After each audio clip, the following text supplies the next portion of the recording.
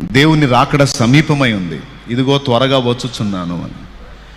ముంగమూరి దేవదాసయ్య గారు మరణాత అని అనండి అని నేర్పారు.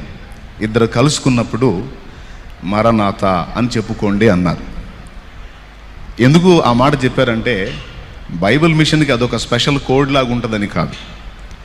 ఆయన రాకడ సమీపమై ఉంది గనక ఇద్దరు ఎదురుపడినప్పుడు బైబిల్లో వందనములు చెప్పుకోమని ఉంది.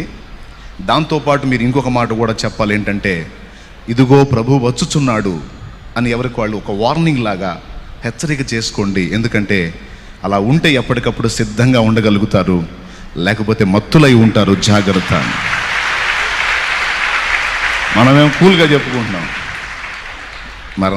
మరణాథని కూల్గా చెప్పుకుంటున్నాం. కానీ ఆయన ఏ ఫీల్డ్లో చెప్పమని ఉంటాడు ఊహించండి. మరణాత